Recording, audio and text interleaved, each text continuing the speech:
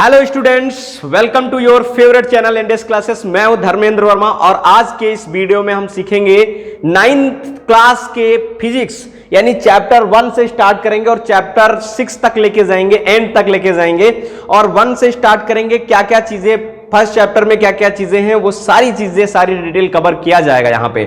तो पहला चैप्टर जो फिजिक्स का 9th क्लास में है दैट इज कॉल्ड मोशन, यानी मोशन को हम हिंदी में बोलते हैं गति। और इस गति के बारे में हम पूरी तरीके से जानेंगे। गति का मतलब होता है चलना, दौड़ना, रुकना, टहलना, ये सारी चीजें गति में आती हैं। डिस्टेंस, डिस्प्लेसमेंट, एक्सीलरेशन, ये सारी चीजें गति में आती हैं। मतलब हम जब बचपन में कोई हमें पीट रहा होता है तो हम भाग रहे होते हैं। जब हम भाग रहे होते हैं तो गति है, दिस इज कॉल्ड मोशन, यानी हम मोशन में होते हैं। जब हम खड़े होते हैं, चुपचाप रो रहे होते हैं, तब मतलब हम स्टॉप होते हैं, रेस्ट में होते हैं, दैट इज कॉल्ड मोशन। तो यानी कि जब हम बाइक पे बैठते हैं और बाइक का एक्सीलरेटर खींचते हैं, बुर्र बुर्र करते हैं, तो उसको हम क्या बोलते हैं? एक्सीलरेशन। वो सारी चीजें सारी डिटेल बिल्कुल विद कॉन्सेप्ट और क्वेश्चन के सहित सीखेंगे इस चैप्टर में। तो पहले देख लेते हैं कि क्या क्या चीजें हम इस चैप्टर में पढ़ेंगे विधिवत तरीके से। पहला यानी कि हम इसमें देखेंगे सबसे पहला, चूंकि चैप्टर का नाम मोशन है तो मोशन तो हमें देखना ही देखना है कि व्हाट इज द मोशन। सबसे पहले तो हमें मोशन को डिस्क्राइब करना है कि मोशन क्या है, जैसा कि हमने बताया आपको, और वो सारी चीजें। दूसरा टॉपिक, सेकेंड टॉपिक हम चेक करेंगे कि जरा ये बताओ कि कार्टेशियन जिसे यानी कि वेक्टर क्वांटिटी कितने प्रकार की होती हैं, that be vector and scalar क्या है, वेक्टर और स्केलर क्वांटिटी क्या है। तीसरी चीज जिसे हम कहते हैं रेफरेंस पॉइंट, रेफरेंस पॉइंट का मतलब होता है, वो हम बाद में बात करेंगे, अभी हम क्यों बताएं। चौथा पॉइंट होता है दैट इज कॉल्ड, हम डिस्टेंस पढ़ेंगे। इसमें क्या पढ़ेंगे बेटा? डिस्टेंस पढ़ेंगे। पांचवा पढ़ेंगे डिस्प्लेसमेंट एंड डिस्प्लेसमेंट। पूरे चैप्टर में क्या है, निचोड़ बता रहा हूं तुम्हें कि पूरे चैप्टर में मुझे क्या क्या चीजें पढ़नी है। एंड चौथा छठा पॉइंट है स्पीड। क्या पढ़ना है? स्पीड क्या होती है, कितने टाइप की स्पीड होती है, वेलोसिटी क्या होती है। Next point that be 7 topic क्या है, दैट बी वेलोसिटी। वेलोसिटी क्या होता है, यूनिफॉर्म वेलोसिटी क्या होता है, टाइप ऑफ वेलोसिटी कितने होते हैं, ये सारी डिटेल में हम बात करेंगे। नेक्स्ट 8वां टॉपिक दैट इज एक्सीलरेशन। क्या होता है? दैट विल बी एक्सीलरेशन, ठीक है। और एक्सीलरेशन के बारे में भी हम देखेंगे, that is acceleration. And 9 that will B, अब जरा समझते हैं इसमें एसटीवीटी ग्राफ, क्योंकि हम ग्राफ भी देखेंगे यहाँ पे। एसटी ग्राफ क्या होता है, ये तो नया होगा कोई कुछ बच्चों के लिए।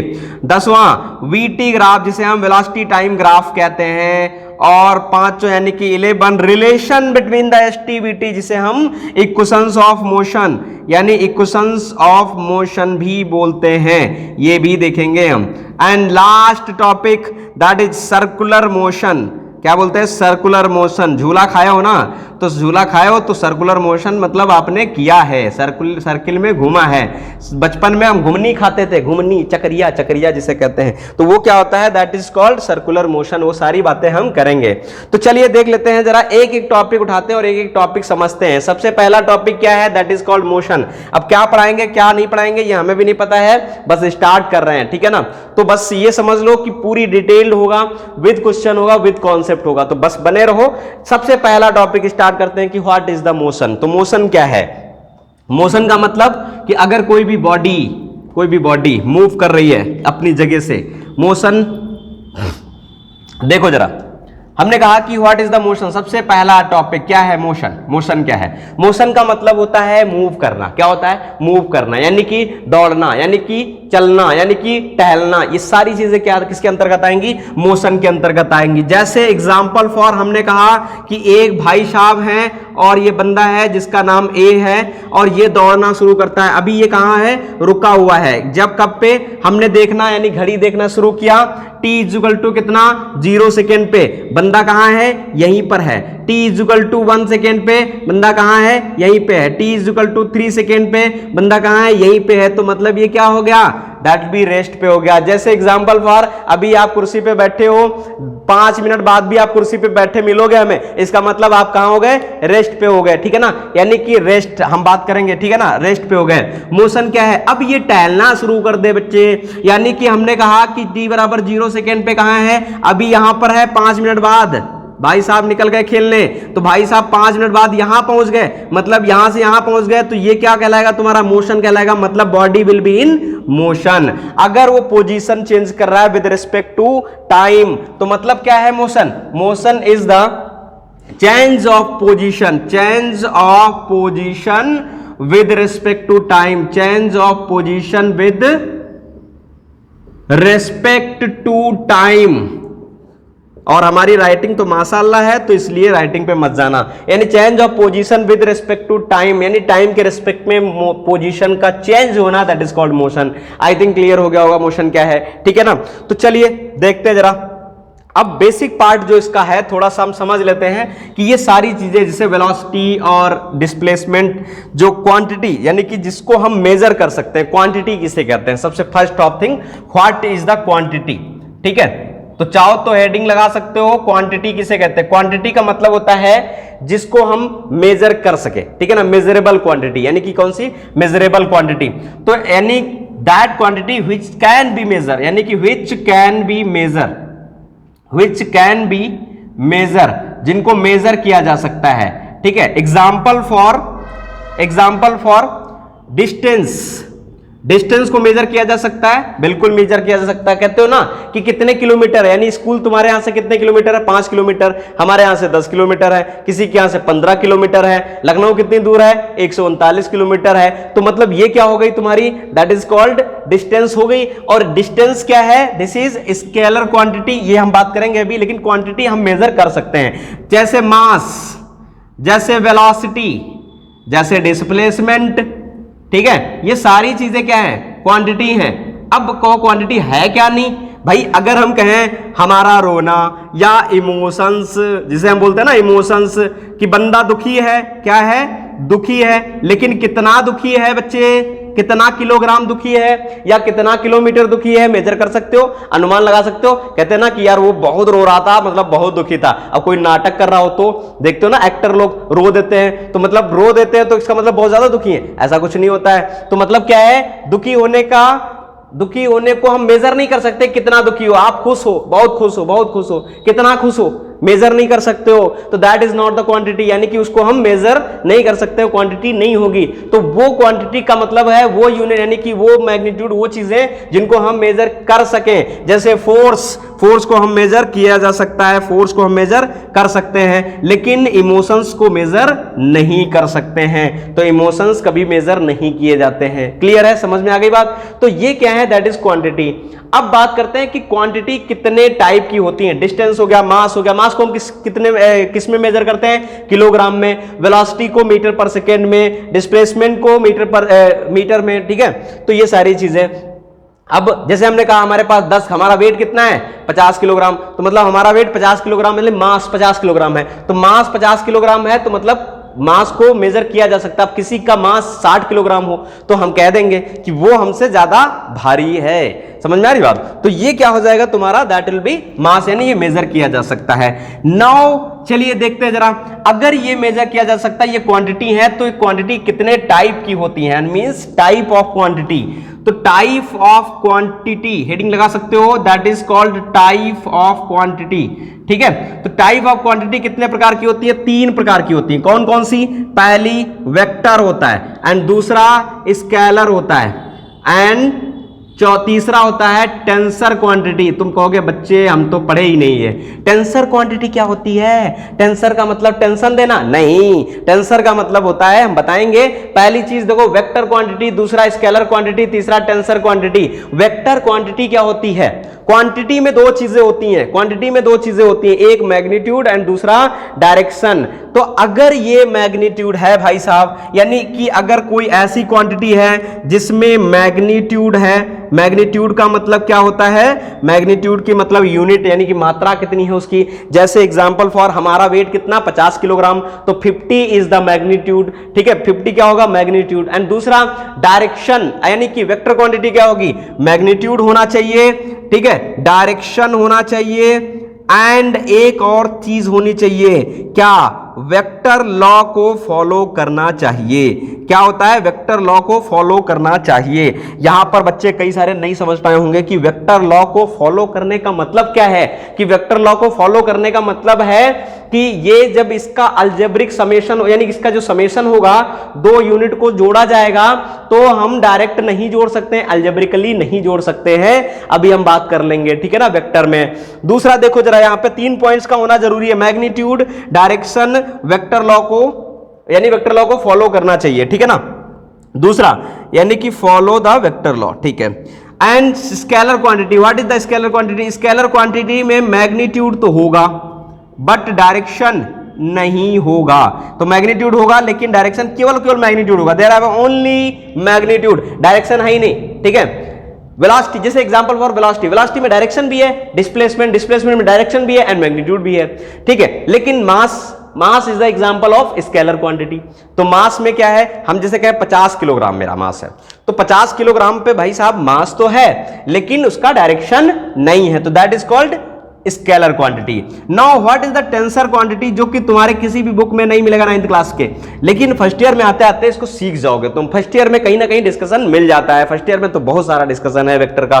तो खैर टेंसर क्वांटिटी में होता है मैग्नीट्यूड एंड मैग्नीट्यूड, दूसरा डायरेक्शन भी होती है, डायरेक्शन भी होती है, लेकिन ये does not follow the vector law, ये फॉलो नहीं करेगा, does not follow vector law, ये वेक्टर लॉ को फॉलो नहीं करेगा। समझ आ रही बात?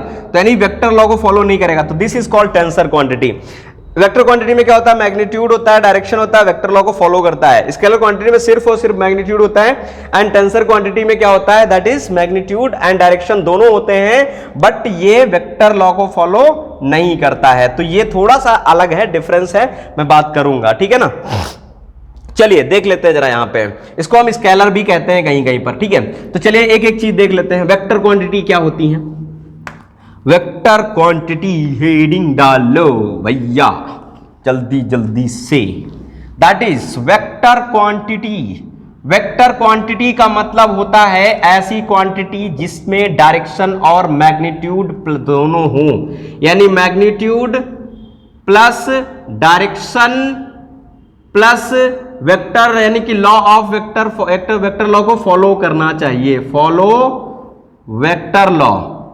अब सब जो है सर खुजला रहे हैं कि सर वेक्टर लॉ तो बता दो हमें कि क्या होता है, तो बिल्कुल समझ में तो नहीं आ रहा है।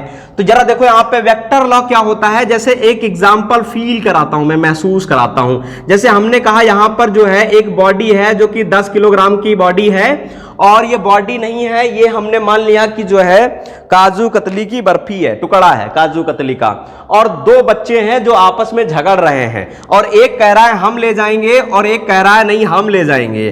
तो एक लगा रहा है 10 न्यूटन का फोर्स और एक लगा रहा है 5 न्यूटन का फोर्स। ये काजू कतली किधर जाएगी, किधर जाएगी, किसके मुंह में जाएगी? ये काजू कतली इधर जाएगी। कितनी जाएगी? 10 - 5 जाएगी। कितना जाएगी? 5 न्यूटन से फोर्स लगा ले जाएगा ये वाला भाई साहब। ये 5 न्यूटन इसका फोर्स ज्यादा है तो ये काजू कतली इसकी तरफ चली जाएगी। समझ आ रही बात? अब अगर हमने कहा मान लेते हैं कि यही काजू कतली 10 किलोग्राम की है अभी भी, और दोनों इधर जो है फोर्स लगा रहे हैं, दोनों अपनी तरफ एक ही डायरेक्शन में खींच रहे हैं, तो ये 10 न्यूटन का लगा रहा है और ये 5 न्यूटन का लगा रहा है। तो अब नेट फोर्स कितना लगेगा इस काजू कतली पे? कितना लगेगा? 15 न्यूटन का फोर्स लगेगा। कितना लगेगा? 15 न्यूटन का। कई लोगों के मुंह में तो पानी आ गया, काजू कतली है। देखो यहां पे तो ये कितना 10 किलोग्राम यानी कितना 10 न्यूटन और 5 न्यूटन फोर्स लगा रहा है, तो कितना हो गया? 15 न्यूटन हो गया। यहां देखो हम यहां पर भी ये 5 न्यूटन ही लगा रहा था, 10 न्यूटन ही लगा रहा था, और ये भी 10 न्यूटन और 5 न्यूटन लगा रहा था, लेकिन net force on kaju katli कितना हो गया? यहां पर 15 न्यूटन हो गया, यहां पर 5 न्यूटन हो गया। तो ये जो डिफरेंस आ रहा है डायरेक्शन बदलने पे, हमने क्या किया है इसमें? डायरेक्शन बदल दिया है। तो अगर डायरेक्शन बदलने पे रिजल्टेंट बदल जाए, नेट फोर्स बदल जाए, तो उसको हम क्या बोल देते हैं कि ये इसका समेशन डायरेक्टली नहीं होगा, इनका समेशन अलजेब्रिकली नहीं होगा। कैसे हम जोड़ेंगे? ऐसे नहीं जोड़ेंगे 10 5 15, देखो नहीं जोड़ रहे हैं ना, कितना होगा 10 - 5 15, ऐसा नहीं, 10 - 5 कितना? 5 न्यूटन। तो ये क्या हो जाएगा तुम्हारा? That is vector summation, that is called vector summation. और यानी कि इसका समेशन करने का अलग तरीका होता है, ठीक है, वेक्टर समेशन और वेक्टर मल्टीप्लिकेशन भी अलग होता है।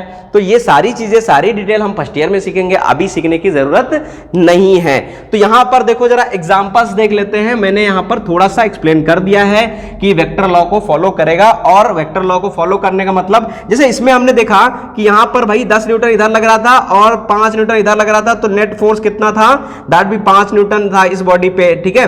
एंड दूसरा डायरेक्शन हमने चेंज किया तो 15 न्यूटन का हो गया। लेकिन अगर मैं कहूं इस बॉडी का 5 किलोग्राम वेट है और इसका वेट भी कितना है, 10 किलोग्राम है, तो अभी टोटल वेट कितना हो जाएगा, 15 किलोग्राम हो जाएगा। इसको आप इस बॉडी को चाहे इधर रख लो, चाहे इस मास को यहां रखो, चाहे मास को यहां रखो, चाहे मास को नीचे रखो, कोई फर्क नहीं पड़ता है, ठीक है, इसके डायरेक्शन पे डिपेंड नहीं करता है। तो this is the scalar quantity. I think, I hope you will understand, ठीक है। तो चलो देखो जरा, हमारी इंग्लिश बहुत मजबूत है तो इसलिए जरा देखो यहां पे वेक्टर क्वांटिटी क्या होता है इसका, यानी कि मैग्नीट्यूड होना चाहिए, डायरेक्शन होना चाहिए एंड वेक्टर लॉ को फॉलो करना चाहिए। तो क्या क्या एग्जांपल्स देख लेते हैं। एग्जांपल्स जैसे डिस्प्लेसमेंट, डिस्प्लेसमेंट क्या होता है ये हम पढ़ेंगे। दूसरा velocity, velocity, force, momentum, momentum ये भी पढ़ेंगे हम, ठीक है, नेक्स्ट चैप्टर में। मोमेंटम और तमाम सारी चीजें होती है। डिस्प्लेसमेंट हो गया, वेलोसिटी हो गया, फोर्स हो गया, मोमेंटम हो गया, ठीक, एंगुलर मोमेंटम हो गया। तो ये सारी चीजें क्या है, दैट इज ETC तमाम है, ठीक है। तो ये क्या हो जाएगा तुम्हारा, दैट इज वेक्टर क्वांटिटी, जिनमें डायरेक्शन भी होता है और मैग्नीट्यूड भी होता है, ठीक है। चलिए अब बात कर लेते हैं स्केलर क्वांटिटी की थोड़ा सा और उसके एग्जांपल्स की। तो इसको चाहो तो आप इसका स्नैपशॉट ले सकते हो और नोट कर सकते हो, या वीडियो पॉज करके आपको जैसा उचित लगे, ठीक है। तो दूसरा क्या है, second, that will be scalar quantity. Scalar quantity, scalar quantity, scalar quantity का मतलब क्या होता है, जिसमें केवल और केवल क्या हो, मैग्नीट्यूड हो, यानी कि मैग्नीट्यूड डायरेक्शन का मतलब नहीं, नाम निशान नहीं, तो मैग्नीट्यूड हो। जैसे एग्जांपल फॉर क्या क्या, जैसे मास, जैसे डिस्टेंस, ठीक है, जैसे स्पीड, जैसे टाइम, ये सब क्या है, ये क्या है, that will be scalar quantity. तो ये सारी चीजें क्या हैं, that be scalar quantity. Mass, distance, speed, there have no any direction, यानी किसी में भी डायरेक्शन नहीं है, और डायरेक्शन नहीं है तो भाई साहब ये क्या हो जाएगा, स्केलर क्वांटिटी हो जाएगी। तो आई होप तुम समझ गए होगे। अच्छे बच्चे हो, गंदे बच्चे हो तो कोई बात नहीं, जल्दी जल्दी से नोट कर लो, ठीक है ना। दूसरा देखो जरा नेक्स्ट, टेंसर क्वांटिटी। ये तो टेंशन पैदा करेगा कि भाई टेंसर क्वांटिटी तो आज तक हमने किसी बुक में पढ़ी नहीं, आप कहां से ले आए ये।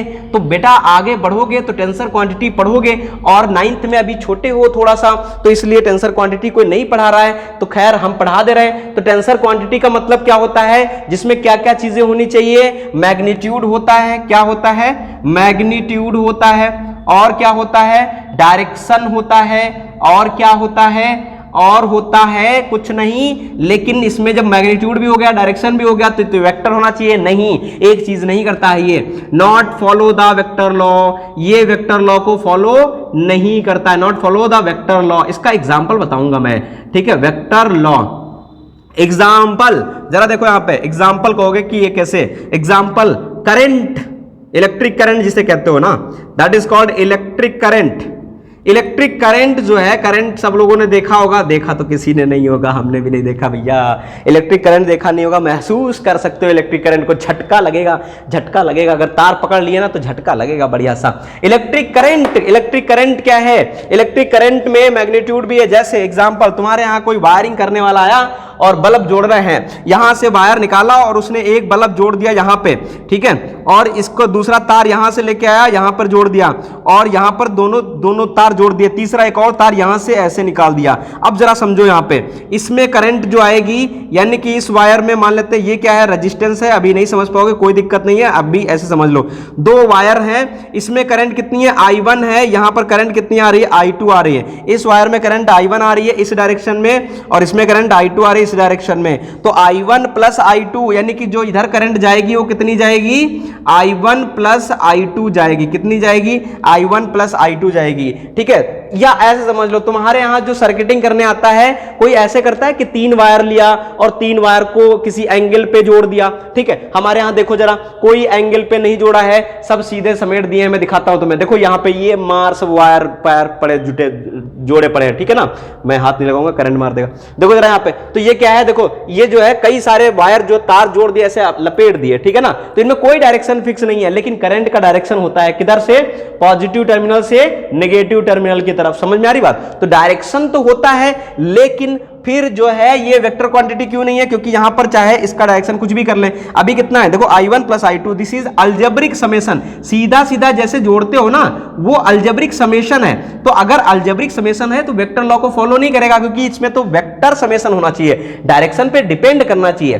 तो इसलिए डायरेक्शन पे डिपेंड नहीं करता है, तो इलेक्ट्रिक करंट क्या हो जाएगी, दैट इज टेंसर क्वांटिटी हो जाएगी। क्या हो जाएगी, ये टेंसर क्वांटिटी हो जाएगी। ठीक है ना, जिसमें डायरेक्शन तो है, मैग्नीट्यूड तो है, लेकिन ये डायरेक्शन पे डिपेंड नहीं करता है।